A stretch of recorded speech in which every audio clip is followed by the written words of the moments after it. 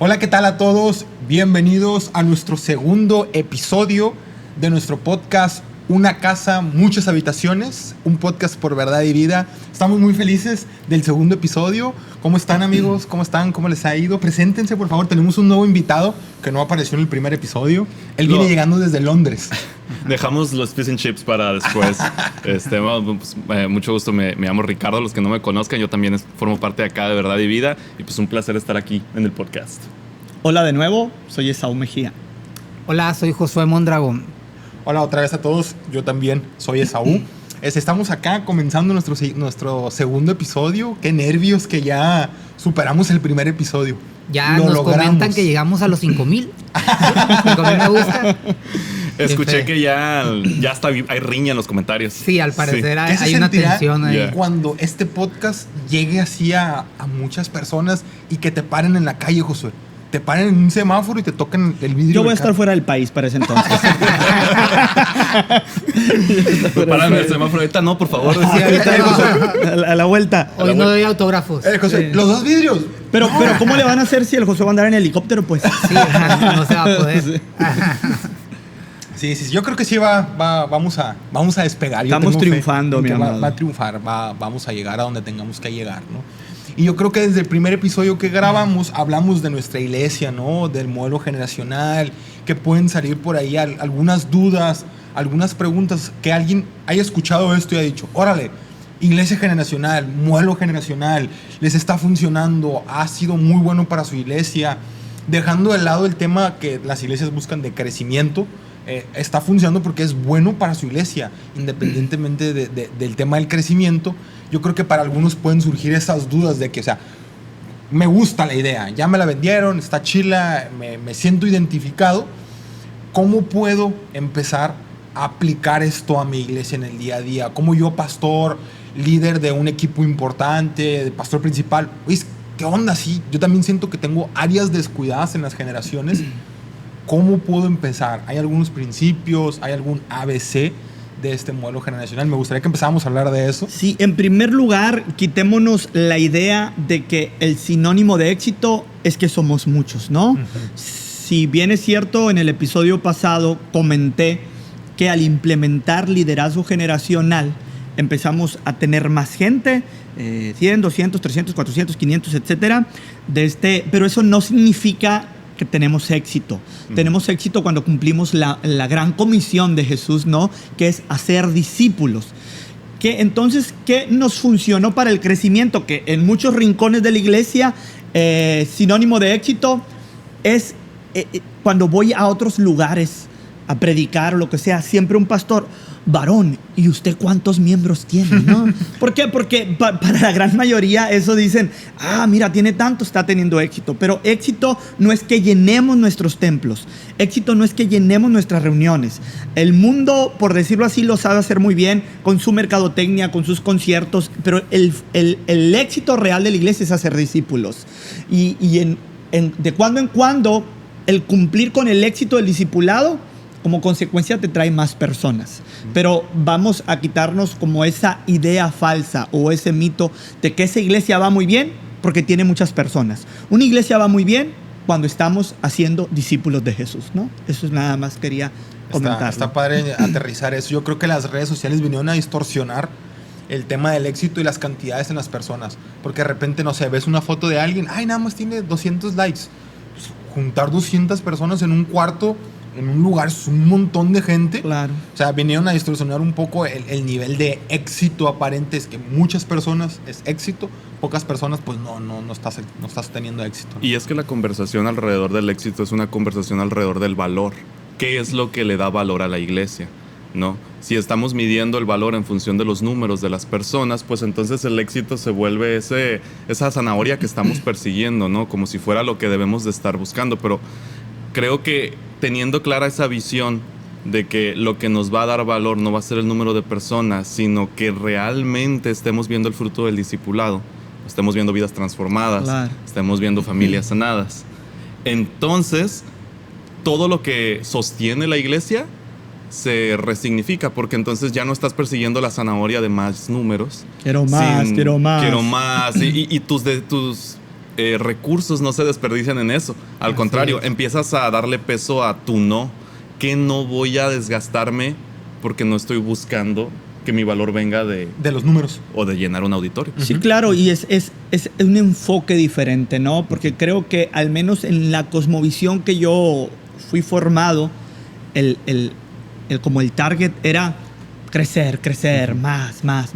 Y de verdad, cuando decidí quitarme eso, vamos a discipular, entonces dejé, como tú dices, Ricardo, dejé el no. No voy a perseguir eso, voy a perseguir entonces el discipular a las nuevas generaciones, y entonces sucedió sin querer queriendo lo que por mucho tiempo estuve buscando, ¿no? Sí. Y que al final de cuentas, como dice Ricardo, resignificas el valor y le das valor a algo que al final de cuentas, lo hemos vivido, te aligera más el trabajo en la iglesia y te hace disfrutarlo. ¿Por qué? Porque no estás corriendo sobre esa zanahoria y estás persiguiendo números en cantidad de personas, sino empiezas a disfrutar realmente lo que estás haciendo al momento de discipular, de formar, de trabajar con personas, de enseñar, y el cómo ves el cambio en ellas y cómo familias enteras van llegando y están siendo transformados y Dios está trabajando en ellos. Te quita ese peso de encima de necesito llenar cada domingo mi iglesia, que al final de cuentas sucede, pero como una consecuencia de hacer tu trabajo enfocado a discipular y no de buscar que venga. Claro, un montón de iglesias o de estrategia para tal fecha necesitamos llegar a tantos, y así como que esa carga innecesaria, ¿no? Es una carga frustrada, es una carga donde te desenfocas en las cosas importantes, porque sí o sí quiero llenar el auditorio, quiero tener tantas personas, hacemos eventos especiales, porque mi foco es que me alimento, ¿no? De que se llenó. E incluso hay un montón de historias, de incluso la chaviza pone: ¡ay, casa llena, casita llena, gracias Dios! Tenemos un lenguaje, ¿no? Exactamente. Que promueve esa idea. Exactamente, es así como que lo disfrutamos.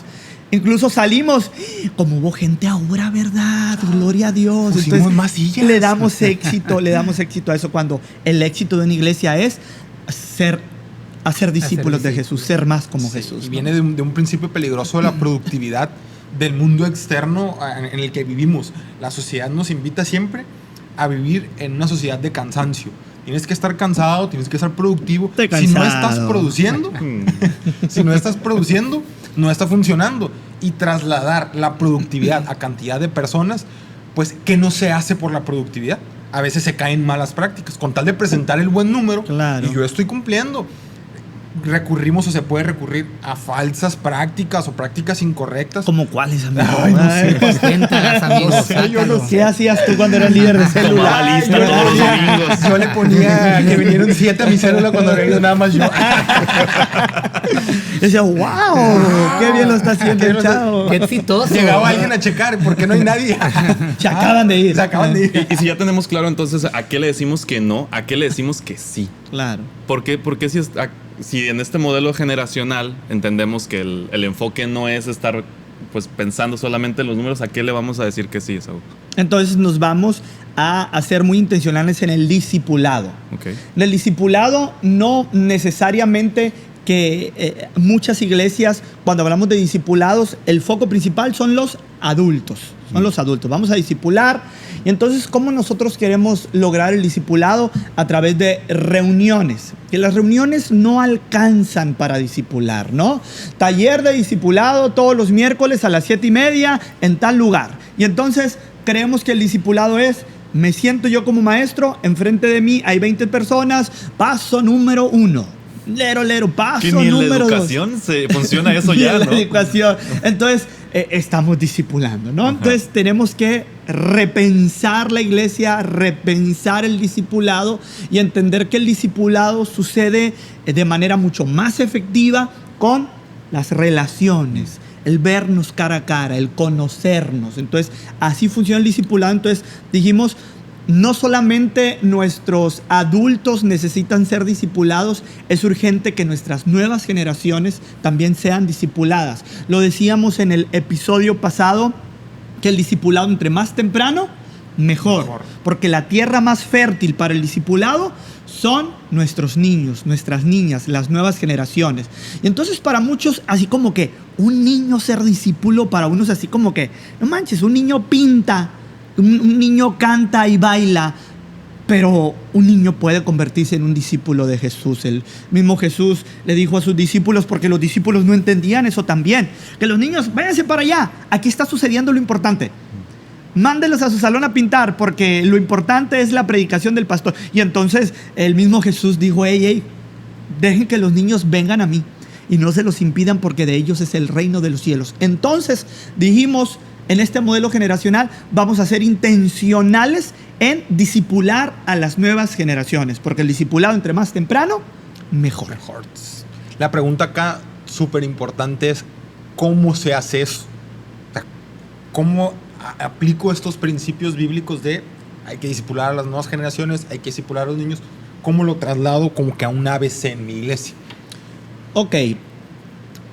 Empezaremos entonces, para darle estructura, por decirlo de algún modo, a liderazgo generacional, una iglesia que es intencional en discipular a las nuevas generaciones.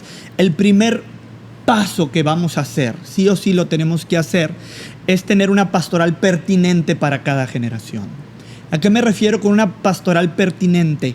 Acostumbramos, porque es mucho más fácil o porque tenemos desconocimiento, acostumbramos que los niños desde 2 años hasta 12 años en un solo lugar. Juntos todos ahí en un multiverso, en un salón, pintando, dibujando, pateando, gritando. Sí, y es un error, es complicado y no avanzamos mucho. ¿A qué nos referimos con pastoral pertinente? Sacamos esa gran masa, digamos, ¿no? de niños de 2 años de 2 años hasta 12 años. Luego nos encontramos que los jóvenes son de 13 años a 30 años, ¿no? Ahora sí son los jóvenes. Y luego llenamos la actividad juvenil. Entonces yo hago un poco de zoom en esa actividad juvenil y hay niños de 13 años, hay jóvenes reales de 19 años y hay gente de 30 años. Señores, ¿no? de 30 años. Señores de las 4 décadas. Entonces, ¿qué necesitamos hacer? Ser intencionales en segmentar.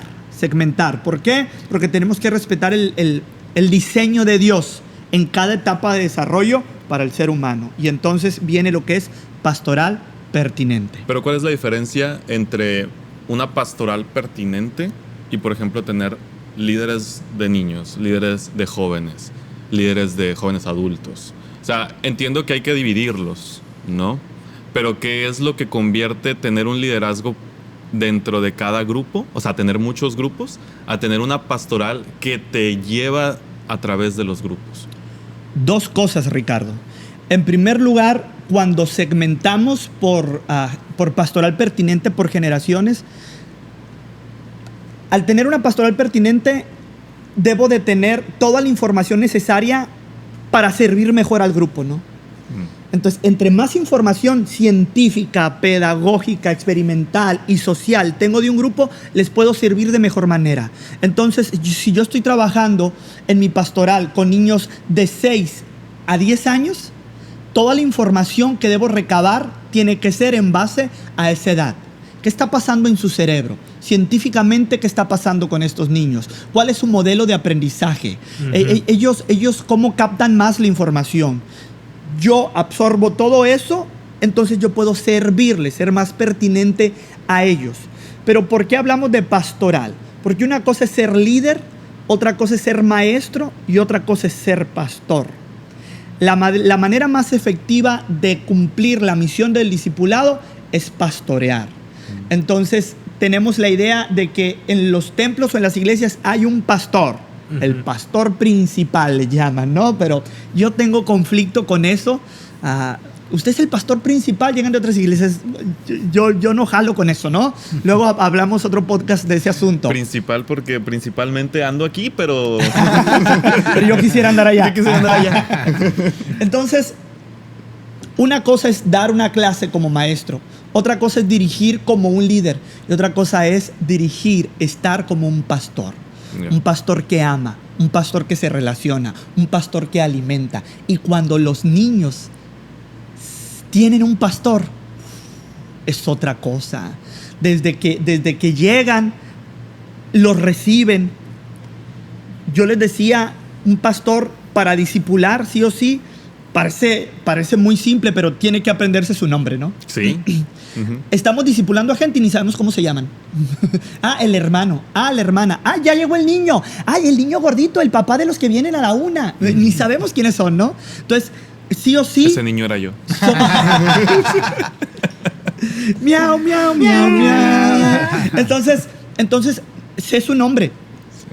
Sé dónde vive.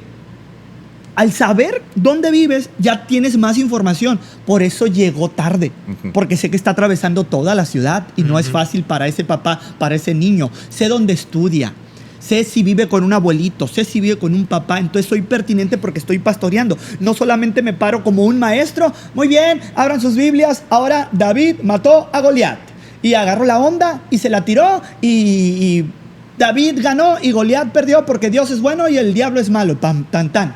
Pero cuando somos pastores nos relacionamos, aplicamos a su contexto, a su historia. Entonces, 2 cosas. Una de ellas es soy pertinente porque recabo toda la información y entre más información tengo, mejor les puedo servir. Pero otra, me convierto en un pastor. Lo acompaño, lo miro a los ojos, lo abrazo. Yo les pongo un ejemplo a los maestros de verdad y vida y les decía, es importante, ¿por qué es importante saber dónde viven? Por un ejemplo, ¿dónde vives? El Emiliano Zapata. Y yo sé que la noche pasada hubo una balacera por allá. Llega ese niño el domingo. ¿Cómo estás? ¿Pudiste dormir bien? No solamente estoy interesado en traspasar una información bíblica para allá. Me interesa ese niño. Y eso, mis amigos, es pastorear. Interesarte por el corazón de las personas. Entonces, bueno, no sé, yo pienso y lo pongo a discusión, ¿no? Sí. Yo pensaría que el primer paso para transicionar en ese modelo hacia una visión más pastoral es también reconocer que tienes que prestar atención a esos aspectos que solo te das cuenta cuando tienes una relación personal con esas personas. Sí. Cuando entiendes que fuera de las 3 horas que lo vas a ver en un domingo, esa persona está teniendo una necesidad pastoral. Claro. Y que podría acudir a ti en esos momentos, ¿no? Yo creo que es un acompañamiento. En el tema de la pastoral pertinente es más fácil ver esto cuando empiezas a segmentar la iglesia, porque cuando ves el cúmulo, la masa los domingos, pues todos lloran, todos aplauden, Es todos están imposible, bien. simplemente es imposible. Ajá, pero cuando empiezas a Discipular. ver qué dice a lo mejor, por ejemplo, científicamente los estadios psicogenéticos, que los niños de tal edad a tal edad y a tal edad, y empiezas a segmentar, ya tienes como una perspectiva más específica hacia dónde empezar a ver qué etapas están atravesando, dónde se acomoda cada quien y qué tipo de pastor tiene que haber para esa etapa en nuestra iglesia, ¿no? De hecho, algo que se notó y que puedo rescatar de la manera práctica de cómo lo estamos viviendo es que, por ejemplo, hay preadolescentes que pues cada niño o niña en su diferente edad representa diferentes tentaciones o diferentes situaciones, ¿no? O problemas, que cuando miran a un pastor principal les da un poco de temor o no hay esa confianza de acercarte. Se va a dar cuenta, ¿no? Sí, ándale, y de acercarse y platicarle la situación que está viviendo. En este caso, lo que hemos podido ver es que la pastoral de preadolescentes, en este caso los de la cueva, Ogla y Emanuel, excelentes pastores y amigos, cómo tienen esa conexión con su grupo de preadolescentes, que los mismos preadolescentes tienen esa confianza de acercarse a ellos y comentarle, oye, ¿sabes qué? Estoy pasando por esta situación en mi casa, mi familia, mi papá, mi mamá, cosa que no existiera si no hubiera una pastoral pertinente, Claro. si no hubiera esa confianza entre los niños o los preadolescentes y su pastor que está Y fuera en este caso. insostenible que el pastor principal atendiera todo eso, o sea, Es imposible. No, es imposible.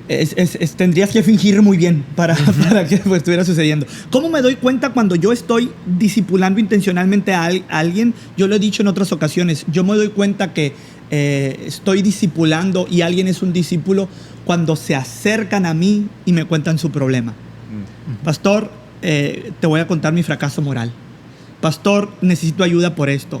pastor, necesito que me acompañes en esto. Entonces ya hay una relación. Mientras tengamos una barrera, simplemente soy tu líder, soy tu maestro y no soy realmente tu pastor, jamás va a haber ese puente que se van a acercar. Pero yo quiero decirles dos cosas a líderes, a pastores, a maestros. Recaba toda la información que puedas de la persona que estás sirviendo. Todo lo que puedas. Si estás trabajando con niños, con preadolescentes, con adolescentes, con jóvenes, con adultos, todo lo que puedas. De verdad que seamos menos flojos. Seamos menos flojos. Y hay un montón de información para lo que quieras. Estamos, obviamente, pregúntale al ChatGPT. Pero la verdad, hay un montón de información. A ver, yo en la iglesia le estoy sirviendo a este grupo de personas. Infórmate científicamente, experimentalmente, socialmente, qué están pasando, porque es la manera en que puedes servir mejor. Y la iglesia necesita ser servida de la mejor manera, número 1. Y número 2, sé intencional en relacionarte con ellos. Habla con ellos, haz preguntas, acércate a su corazón, a su necesidad, y el discipulado es mucho más efectivo. Eso está pasando en Verdad y Vida. Sí. Está pasando que pusimos de manera estratégica pastoral pertinente. Tenemos pastores para niños desde que empiezan a caminar. Sus primeros pasos. Luego tenemos a Pasos Seguros, que es como el área de kinder. Luego tenemos a Verdad y Vida Kids, que es como primaria baja. Luego tenemos los preadolescentes, que es como primaria alta. La cueva. Y luego tenemos adolescentes. Y luego tenemos jóvenes. Y luego tenemos los jóvenes más. Somos pertinentes en recabar toda la información que tenemos acerca de ellos, pero en relacionarnos con ellos más intencionalmente, y somos mucho más efectivos a la hora del discipulado. Yo creo que un lugar muy bueno para encontrar contenido académico, filtrado y pertinente, ese tipo de temas. elrincondelvago.com. Taringa. No, la página de E625, del Instituto E625, tienen mucho contenido muy segmentado, muy profesional, bien hecho, a través de buenas editoriales. O sea, es un buen lugar. Si estás diciendo, bueno, ¿dónde encuentro contenido? Díganme dónde. Puedes empezar en el E625.com. Son especialistas en eso. Eso nos puede ayudar muchísimo. Y para ir como que al siguiente punto, porque ahorita tocabas un poco en eso, Esaú, hablabas acerca de, bueno, toda la estructura, tienes una umbrella, un paraguas. Sí. Para lo que nos escuchan para los que nos están escuchando. Tienes una red de apoyo, que tienes una estructura de pastores, ¿no? Que te están apoyando a pastorear las generaciones, pero hablabas acerca de cómo todo de alguna manera se integra, ¿no? Claro. Nosotros lo llamamos la estrategia integrada. Claro. ¿Nos podrías explicar un poco qué es eso?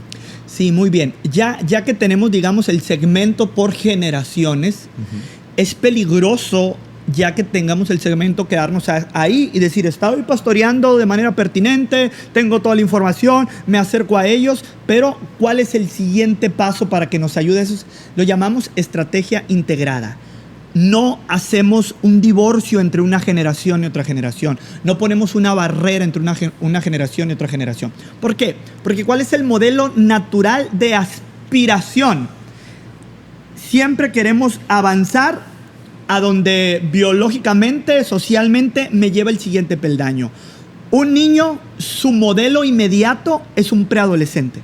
Eso aspiracional. Ay, mira, el preadolescente ese, yo quiero ser como él. Todo preadolescente ya quiere ser un adolescentillo. Oh, cuando esté en la secundaria y míralo aquel que tiene la camisa del Barça y que ya su mamá lo deja tener una Switch, yo también voy a tener una Switch.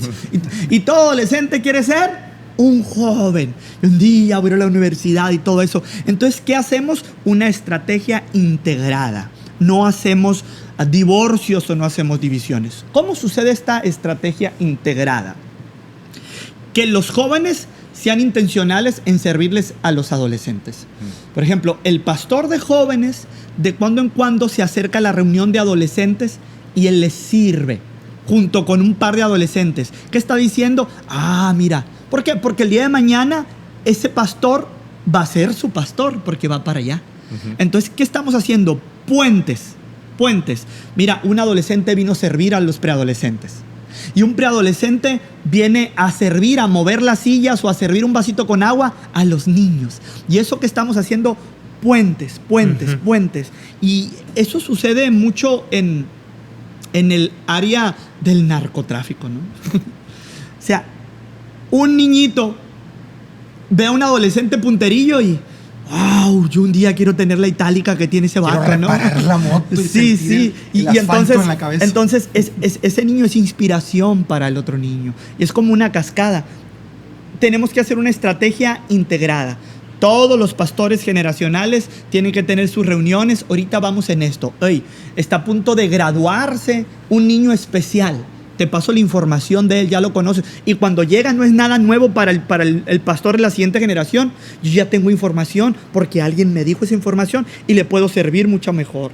Hacemos graduaciones.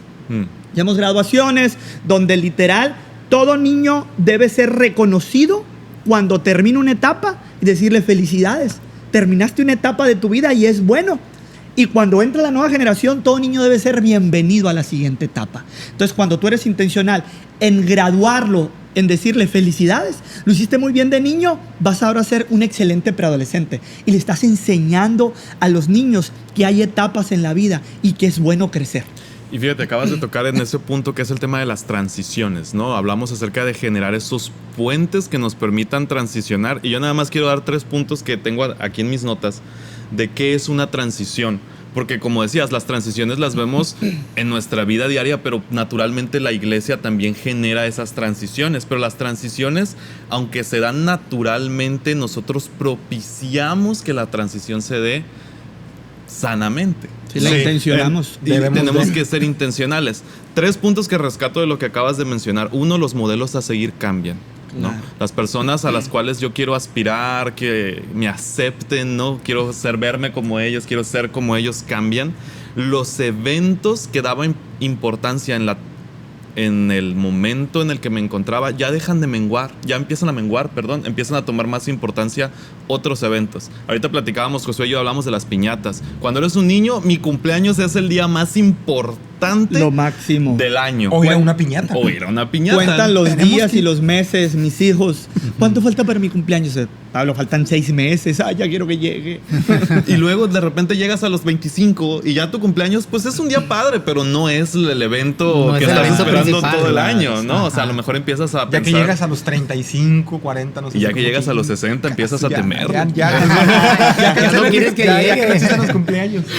Pero los eventos comienzan a resignificarse, Sí. ¿no? Y ahí te comienzas a dar cuenta que estás transicionando.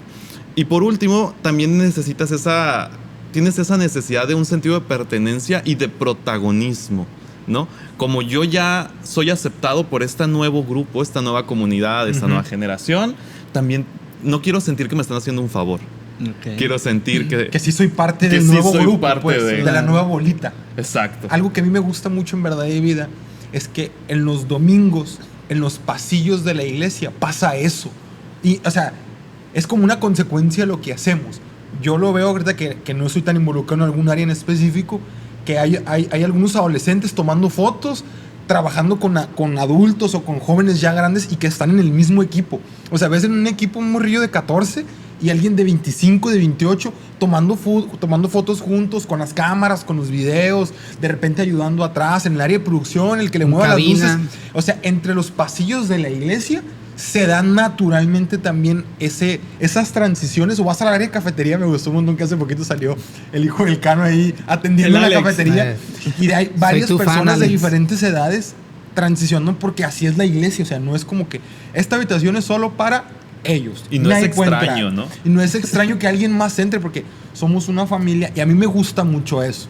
Que entre los pasillos de la iglesia se entrelazan las generaciones sirviendo juntos. Y es padrísimo, lo decíamos en el episodio pasado, aunque es una casa con muchas habitaciones, tenemos áreas en común, donde se relacionan unos con otros, lo que hablábamos. Entonces, una generación se topa con otra generación y se sirven y se entienden y se respetan, entienden el diseño de cada uno. Obviamente, en un ministerio entiendo que llegó a servir alguien de 13 años y qué padre.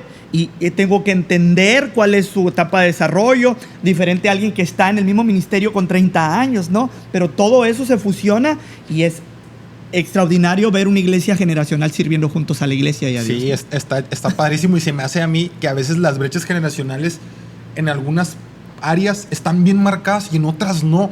Porque de repente a veces a mí me ha tocado dar clases con los preadolescentes y escuchan música que yo escucho. Y este tiene 13 años. O ven algunos youtubers o ven algún contenido de streams o algo. Y yo, no hay brecha generacional aquí. O sea, y de repente estamos platicando en una mesa, 3 adolescentes y yo, de algo que tenemos en común, porque eso lo ha cambiado, ¿no? Hay un punto que me gustaría que empezáramos a hablar también de este modelo generacional, de la importancia que es la familia en el modelo generacional, la familia activa. Sí, O sea, que platicáramos de eso. ¿Quieres comentar algo? Tienes mucho familia tiempo activa. callado, no te vas a dormir. Pues mira, principalmente... Tengan hijos. Es que está muy interesante. Está muy interesante lo Es que una estamos frase muy tuya, platicando. tengan hijos. Y es una muy bonita frase. Sí, desde que fui papá por primera vez, mañana es Día del Padre. Ay, Mañana felicidades. es día. A los tres. Gracias. Pero, bueno, cuando lo escuchen, no es mañana el Día del Padre, ¿no? Sí, es cierto. Nosotros estamos Ya grabando pasó. un Sí, día sí, antes sí. del día. Yo tengo fe que en mi casa yo voy a despertar y va a haber un asador ahí en la sala para el día. Yo también. Cuando platicábamos hace unas semanas atrás, en el primer capítulo, sobre la importancia de la familia en el modelo generacional. La familia es parte fundamental. El núcleo de la sociedad. Es el núcleo, exactamente, de la iglesia generacional, del núcleo también, de la ciudad. Entonces, creemos nosotros que cuando acompañamos en este liderazgo generacional a todas las generaciones con la familia, pues genera mayor peso, responsabilidad e incluso crecimiento. Lo que me encanta a mí ver aquí en Verdad y Vida son a las familias pues llegando completas, que están papás, que están hijos, que están el hijo joven, el hijo adolescente, el hijo en primeros pasos, y que todos vienen con una alegría de voy a la iglesia, porque se convirtió, cuando la familia está activa, se convierte el ir a la iglesia como una convicción general de todos, no la convicción de papá y mamá. Si no son los papás acarreando a los hijos. Si no son todos yendo a la iglesia, ¿por qué? Porque me encanta ir a la casa de Dios, a la iglesia. Y para mí la familia activa es pues parte fundamental de la... Sí, yo creo que lamentablemente muchas iglesias están desperdiciando esa fuerza tan maravillosa de la familia, ¿no? Porque creemos... nosotros somos la iglesia y ustedes son la familia. Y no olvidemos que aunque estamos hablando mucho, haciendo mucho énfasis del discipulado de las nuevas generaciones, la principal influencia de un niño son sus papás. Sí. Y ellos sí o sí son los principales responsables en discipular a sus hijos, en enseñarles a Jesús. Nosotros como iglesia somos un vehículo y somos una herramienta también fuerte y poderosa, pero la familia sí o sí tiene que estar presente en la vida de la iglesia, y la iglesia sí o sí tiene que estar presente en la vida de la familia. Y entonces creemos que cuando unimos estas dos áreas tan poderosas en la vida de las nuevas generaciones, nuestros niños van a ser exitosos, porque van a amar a Jesús, porque van a conocer a Jesús sí o sí. Papá y mamá haciendo chamba en la casa, con iglesia, pastores haciendo chamba desde donde nos corresponden, nuestras nuevas generaciones van a ser discipuladas. Así que integremos de manera intencional, no tengamos ese divorcio, esa separación. Preguntas que salen: ¿cuándo fue la última vez que tú como maestro tuviste una reunión con los padres? Escuchaste a los papás. Toda la información que un papá te puede dar acerca del niño que está sirviendo. Es que está pasando por esto, que está pasando por aquello. Y entonces, puedo servir mejor. O incluso los papás: yo te puedo apoyar en esto, yo te puedo servir en esto. Ahí me encanta que hasta los abuelos pueden meterse a discipular a nuestros niños. Hay un libro de Robert Barriger que se llama Abuelos, y da una idea genial que de cuando en cuando la hacemos acá en Verdad y Vida. Se adapta un sillón de abuelo en el aula, se pone un tapete de abuelo con una lamparita, una mesita con libros, y se siente el abuelo a contar historias. ¿Qué es lo mejor que sabe hacer un abuelo? Contar historias. Contar charras. Sí. Cuando estuvieron en Vietnam. Contar historias. Y en el piso todos los niños sentados escuchando al abuelo. ¿Qué sucede con esa dinámica? El abuelo dice: soy valorado en esta iglesia. Claro. Soy tomado en cuenta. Mi voz es escuchada. ¿Y qué sucede con los niños? los enseñas a admirar, a respetar a los abuelos. Y dices, wow, mi abuelo me contó esa historia, aprendí de esto. ¿Por qué? Porque la familia activa dentro de una iglesia es bien poderosa. Voy a plantear algo, ¿no? Que yo, por ejemplo, entiendo el aspecto del servicio, ¿no? De que una iglesia, con una familia integrada a la iglesia, podemos estar pensando únicamente en que en la iglesia existan estos espacios para que cualquier persona de la familia pueda tener una función en la que se pueda servir a la familia misma. Pero pasa algo en las familias, no sé si en su familia, ¿verdad? Pero en mi familia a veces pasa. Obviamente los padres se preocupan por los hijos y en las dinámicas, yo soy educador, ¿no? Que tienen los padres con sus maestros, pues hay una preocupación en la cual yo, papá, como me preocupo por mi hijo, si veo que mi hijo a lo mejor no la está pasando bien, claro, yo quiero tener un canal de conversación contigo para que sepas que no está bien. Por supuesto. Y que haya retroalimentación entre padres y que puede que, así como en la escuela a veces al niño no le va bien, en la iglesia el niño a veces no esté bien. Claro. Y papá y mamá a veces se sienten, vamos a decirlo, expuestos, ¿no? Porque obviamente quieren defender a sus hijos. Sí. Esposos quieren defender a sus esposas. ¿Cómo nosotros como iglesia podemos asegurar que las familias también pueden tener una voz en la cual nosotros pues vamos a darles la oportunidad de ser escuchados y también vamos a dar la oportunidad de examinar qué podemos hacer distinto? Claro, tan básico, tan sencillo, pero tan poderoso. Ten reuniones periódicas, constantes con los padres de familia.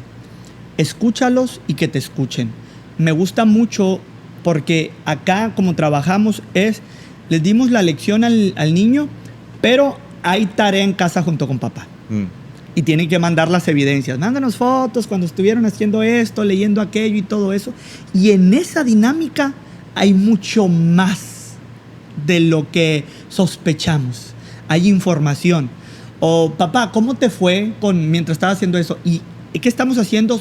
Somos intencionales en tener una comunicación abierta. Teniendo una comunicación abierta, el papá dice, mi voz aquí es valorada. Yeah. Mi voz es tomada en cuenta. Porque no es suplantada por la de la figura en la iglesia. Exactamente. que a veces eso es algo muy peligroso, Ujú. que hay una como, no sé si es la palabra correcta, división o disrupción entre la iglesia y la familia. Ujú. Y los papás de que te la quieres llevar en la iglesia, nada más quieres ir a la iglesia y tienes que venir a la familia, y lo poderoso es unir los dos, o sea, unir la familia y unir la iglesia para que no haya una división interna en la familia, ¿no? Sí, claro, es hacer una estrategia integrada.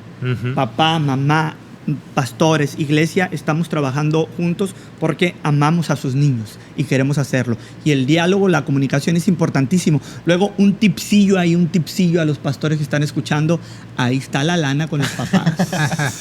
Oye, debe ser muy costoso, ¿no? Tener tantos grupos, tener Tantos salones. tantas actividades. Tanto material. De las cosas cuando empezamos a hacer esto, así como que espérense, hacer iglesia generacional está bien caro. Sí. En una ocasión tuve la oportunidad de que estuviera Lucas Leis con nosotros y le reclamé. Oye, ¿por qué en tu libro no dice que está muy caro hacer iglesia generacional? Ah, espérate. Estoy cansado. Tienes que involucrar a la familia, ahí está el recurso, pídeles Claro. a los papás. Entonces, ¿qué dice Lucas Leis? Y lo dice la gran parte del mundo. Un hijo quiere lo mejor, un papá quiere lo mejor para su hijo. Algunos les pagan el colegio, otros los llevan por las tardes a escuela de música y sigue pagando. No, uno invierte en lo que más ama. ¿Qué más amamos los padres? Los hijos. Pero a veces los pastores o los maestros nos quedamos callados de más. Tiene una reunión, queremos mesitas, queremos sillas, queremos este material que nos encontramos. Créeme, el papá cuando está viendo que se está trabajando de manera intencional con su hijo, Con gusto lo hace. acá estamos, acá invertimos. Entonces, si tú eres intencional en integrar al padre de familia, no como foco principal para sacarle dinero, porque no es el tema. El foco principal es, vamos a hacerlo juntos, para discipular, para enseñar a estas nuevas generaciones. Y entre eso, vamos a invertir, vamos a hacerlo juntos y avanzamos mucho más rápido cuando usamos la fuerza de la iglesia con la fuerza de la familia activa. Sí, Excelente. yo creo que ya para ir finalizando, ir aterrizando ya esto un poco más, hay un último punto que está padre del tema del modelo generacional, que creo que lo vamos a llevar todavía más a profundidad cuando empecemos a conversar con los pastores generacionales de Verdad y Vida y qué hace cada uno de ellos o cómo es su día a día o su trinchera de domingos para servir a las nuevas generaciones, que es el discipulado intencional. Pero me gustaría que lo habláramos un poco, o sea, intencionalmente discipulamos a las nuevas generaciones. Lo que vamos a aprender al tener conversaciones con los pastores de cada generación es que no es posible hacerlo de domingo a domingo.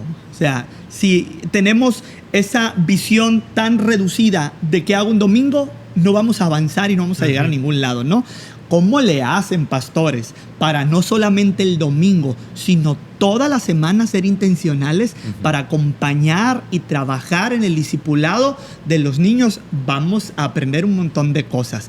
Pero no sirve de nada tener una pastoral pertinente, una estrategia integrada, una familia activa, si no vamos a la gran comisión, como lo hemos repetido, a ser discípulos. Tenemos que ser intencionales al momento de discipular a las nuevas generaciones. Y eso no sucede con una reunión donde lloraron los adolescentes, ¿viste? Lloraron, Ya gloria a saben Dios. orar. Vamos muy bien porque lloraron. Eso es una experiencia bonita que tuvieron. Y no estoy en contra de las experiencias. Dios nos hizo con sentimientos para vivir experiencias, pero eso no es el foco. Tenemos que ser intencionales. Entonces, el modelo generacional, el punto final, el foco, lo que queremos llegar es que sean discípulos, seamos discípulos de Jesús. Y toda la pastoral pertinente, toda la estrategia integrada y toda la familia activa tiene que ser sí o sí hacernos la pregunta de cuando en cuando en nuestras iglesias. Nuestros niños, preadolescentes, adolescentes, jóvenes, matrimonios, adultos, ¿son discípulos de Jesús? O simplemente venimos y tenemos un buen show, una buena experiencia, pero no estamos haciendo discípulos de Jesús. Por eso el último punto es discipulado intencional. Lo estoy haciendo, tengo un programa, me está costando. Y yo creo, como bien lo dices, Esaú, vamos a profundizar mucho más cuando tengamos estas conversaciones con los pastores. Sí, yo creo que a nosotros nos ayuda mucho y me gustaría escuchar su opinión de esto, porque creo que todos están involucrados de diferente perspectiva. Para ir finalizando, el tema de los grupos pequeños, porque nos ayuda entre domingo y domingo. Hay un montón de grupos pequeños donde podemos, no de cierta forma medir, pero sí sirve como un termómetro de qué está pasando, porque tenemos un grupo pequeño para matrimonios y ellos son el reflejo de lo que está pasando en su familia, un grupo pequeño para adolescentes, uno para jóvenes, uno para adultos jóvenes. Yo creo que es muy importante el tema de los grupos pequeños, porque viene a ayudarnos a escuchar en el día a día del grupo pequeño que hay lunes, martes, miércoles, jueves, qué está pasando con nuestra iglesia. Y es una forma, como digo, como un tipo termostato. Me gustaría escuchar su opinión de cómo les ha ido a ustedes en los diferentes grupos pequeños en el que están, porque a final de cuentas también son súper relacionales, pero apuntan también al discipulado intencional, porque en el grupo pequeño hablamos, nos relacionamos y nos vemos desde un enfoque que queremos alcanzar. Pues mira, a mí me gustaría comentar en el caso del grupo pequeño en el que estamos trabajando, se llama Fundamentos de la Fe, y hablamos cosas básicas de la fe cristiana, ¿no? Y lo que me encanta a mí es en estos grupos principalmente vienen personas que tienen poco viniendo a la iglesia. Incluso hay gente que nunca en su vida había ido a una iglesia y la primera iglesia donde llegó fue aquí. Y hay gente que tiene toda una vida siendo cristiana. Entonces, lo que enriquece mucho este grupo pequeño son la conversación en torno al tema básico. Tratamos Biblia, hablamos sobre Jesús, sobre temas muy básicos de la vida cristiana, y lo que a mí me gusta mucho escuchar es cómo, y ver incluso, es cómo a lo largo de cada grupo pequeño, o sea, de cada semana, ver el crecimiento de cada persona, y lo voy a decir muy románticamente, cómo se enamora de Dios y de la iglesia. Lo hemos visto, tenemos varias temporadas haciéndolo. Y cómo llegó al inicio con muchas dudas, con muchas temas que no había resuelto en su mente o en su corazón. Y al finalizar el grupo pequeño, cómo está totalmente convencido o convencida de que está enamorado de Dios o enamorada de Dios. Y de ahí da el paso de fe a el bautismo, que lo hemos visto en muchas ocasiones. Y a mí me ayuda mucho, por ejemplo, en que al finalizar cada servicio, pues no nos podemos ver todos. Me ayuda mucho a conocerlos también. Y entre semana nos estamos viendo, ya lo miro el siguiente domingo. Hey, ¿qué onda? ¿Cómo estás? ¿Cómo te va en tu día? ¿Cómo te fue en la semana? De lo que aprendimos, etcétera, etcétera.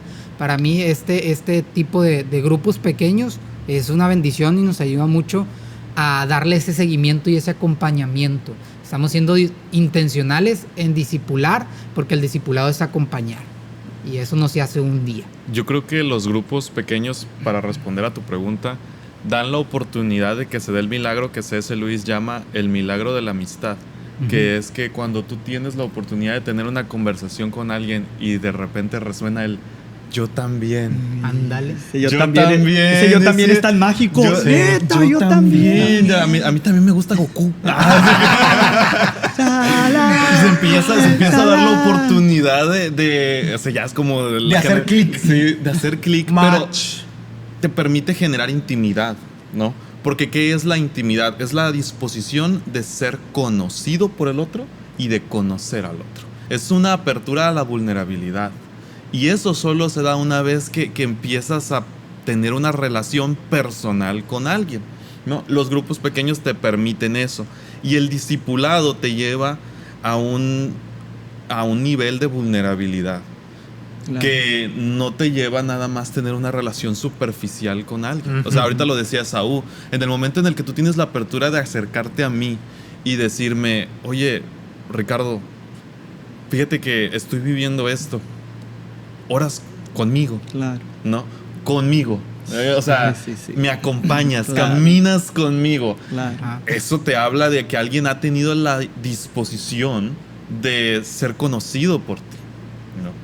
Y creo que sí, los grupos pequeños son un mecanismo que nosotros utilizamos y que muchas iglesias utilizan para poder empezar a generar esas oportunidades de conectar. Y yo me atrevería a decir que hay un libro también de 1997 por ahí que se llama El desarrollo natural de la iglesia, ¿no? Y uno de los de Schwartz, y uno de los puntos que él habla acerca de las iglesias sanas, dice: las iglesias sanas son aquellas en las cuales se invitan los amigos a comer a la mesa. Si quieres saber qué tan sana es una iglesia, escucha las conversaciones, presta atención. ¿Hay chisme en la iglesia? Sí, hay amistades, claro, hay noviazgos, se están haciendo amistades que llevan al noviazgo en la iglesia. Entonces, en la medida en la cual tú tienes un poquito de intención de escuchar, ¿no? de ver la salud de las relaciones, como tanto hemos hablado, tú puedes profundizar en tener una relación que te lleve a un discipulado, ¿no? Sí, claro, lo decía Esaú Ramírez. A fin de cuentas, esos grupos pequeños, esas conversaciones en la mesa, es el termómetro de la iglesia. Exacto. De qué hablan en la mesa va a ser el reflejo de lo que está sucediendo, ¿no? en la iglesia general. Y yo creo que la manera más efectiva de ser intencionales en el discipulado, sentarnos a la mesa, acompañarnos, estar en nuestras victorias, estar en nuestras derrotas, estar en cualquier momento de nuestra vida. Eso es discipulado intencional. A mí me gusta mucho lo de los grupos pequeños porque a veces así lo vi durante muchos años en las anteriores denominaciones donde estábamos, que a veces como que los pastores no eran parte de eso. Las células o los grupos o los grupos pequeños son parte de la iglesia, y el pastor solamente aparece a compartir y se va. No es parte de la relación, no es parte de lo que sucede. A mí me ha gustado muchísimo. Mi esposa y yo tenemos en esta temporada, hemos estado en algunos grupos pequeños diferentes. Ahorita estamos en un grupo de matrimonios y nos ha gustado un montón porque nos ha ayudado a conocer personas que tienen mucho tiempo en la iglesia, con los que pasa así tal cual dijiste. ¡Ey! ¡A ti también! ¡Yo también! ¡Ey! ¡No manches! Y nos empezamos a relacionar, empezamos a platicar y empiezas a escuchar a esas conversaciones que pasan fuera de las cuatro paredes de la iglesia, y donde hay personas que están atravesando algo y de repente tú puedes decirle: ¿sabes qué? Yo lo pasé y sí se puede arreglar. Claro. O por ejemplo, en el grupo que estamos en, que es en el de matrimonios, está más enfocado el tema, y que de repente quienes comparten, que Sagi Marichuy, los quiero mil, son los mejores pastores del mundo, de repente cuentan sus experiencias, y los que estamos ahí escuchando es como que no somos los únicos. O sea, y te ayuda un montón a discipular, ¿no? Porque todo lo aterrizamos siempre a que nuestro principio, nuestra máxima es Jesús, nuestra máxima es Dios, nuestra máxima es la Biblia. Y cuando impregnamos a eso, impregnamos a Dios en todas las áreas de nuestra iglesia, se hace que es algo súper poderoso y que nos habla que nuestra iglesia está siendo más sana, ¿no? Ya para finalizar nuestro episodio, amigos, se nos fue el tiempo, se nos acabó el tiempo. Me encantaría a mí que siguiéramos hablando de este tema. No sé si a alguien le gustaría decir algo, alguien de ustedes, sí, para finalizar ya el episodio. Todo bien bonito, Sí, bien yo no bonito sentí todo. que pasara el Sí, tiempo. sí. Me gustó mucho tu aparición en este episodio, amigo. Es una aparición espectral. Espectacular. Vamos a quedar finalizados de nuestro episodio. O pedirles que a quien lo está viendo por ahí, si tienes alguna duda, si tienes algún comentario, ponlo en la caja de comentarios. Mándale este episodio a alguien que creas que le puede servir. Compártelo en tus redes sociales. Queremos que esto crezca y vamos a seguir sacando más episodios en esta temporada en la que estamos de modelo generacional, de iglesia generacional. Vienen nuevas temporadas, la verdad es que va a estar muy padre y pues nos vemos en el siguiente episodio. Hasta la próxima. Hasta la próxima. 1, 2. Dale. Muchas gracias por escuchar y ver este episodio. No olvides seguirnos por todas nuestras redes sociales. Nos puedes encontrar como @una casa muchas habitaciones. Una casa muchas habitaciones es un podcast por Verdad y Vida. Nos escuchamos y nos vemos en el siguiente episodio. Dios te bendiga.